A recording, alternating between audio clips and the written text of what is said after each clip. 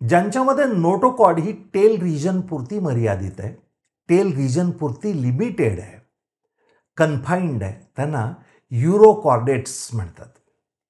याचा अर्थ काय, तर त्यांचे लार्व्हे जे असतात त्यांच्यामध्ये कंप्लीट नोटोकॉर्ड असते आणि ॲडल्ट फॉर्म्समध्ये मात्र ही नोटोकॉर्ड ही फक्त टेल रिजन पुरती डिमिनिश होऊन राहते, म्हणून त्यांना युरोकॉर्डेट्स म्हणतात. आणि या दरम्यान झालंय काय, लार्व्हाचं ॲडल्टमध्ये कन्व्हर्शन होताना झालंय काय, तर नोटोकॉर्ड ही रिड्यूस होऊन टेल रिजनपुरती राहिली आहे.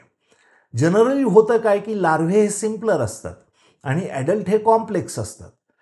याला आपण मेटामॉर्फॉसिस म्हणतो, या परिवर्तनाला, या ट्रान्सफॉर्मेशनला. परंतु लार्व्हे कॉम्प्लेक्स असतील आणि ॲडल्ट्स हे सिम्पलर असतील तर त्याला रेट्रोग्रेसिव्ह मेटामॉर्फॉसिस म्हणतात. प्रोग्रेसिव्हच्या उलटा शब्द आहे तो, रेट्रोग्रेसिव्ह मेटामॉर्फॉसिस. युरोकॉर्डेट्समध्ये रेट्रोग्रेसिव्ह मेटामॉर्फॉसिस आढळतं.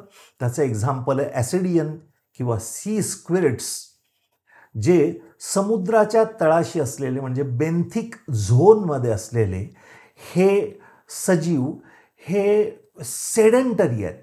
जसे स्पॉन्जेस आहेत, पण स्पॉन्जेस हे नॉन कॉर्डेट्स आहेत.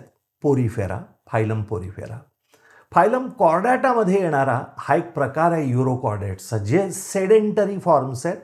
समुद्राच्या तळाशी असलेल्या काही खडकांवर, रॉकवर ते फिक्स्ड असतात एके ठिकाणी, लोकोमोशन दाखवत नाहीत.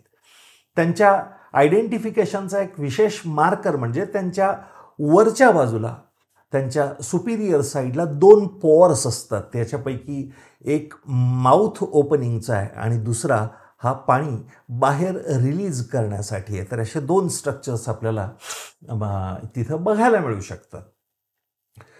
सेफॅलोकॉर्डेट्स हा दुसरा प्रकार, एक रॅनियाटामध्ये येणारा. सेफॅलो या शब्दाचा अर्थ आहे हेड. हेड रिजनमध्ये नोटोकॉर्ड थोडीफार स्वोलन आहे, तर त्याला सेफॅलोकॉर्डॅटा असं म्हणतात. ही नोटोकॉर्ड मेझोडर्म या एम्ब्रियॉनिक लेअरपासून तयार होते. त्या 3 जर्म लेयर्सपैकी मेझोडर्म ही ओरिजिन आहे याची.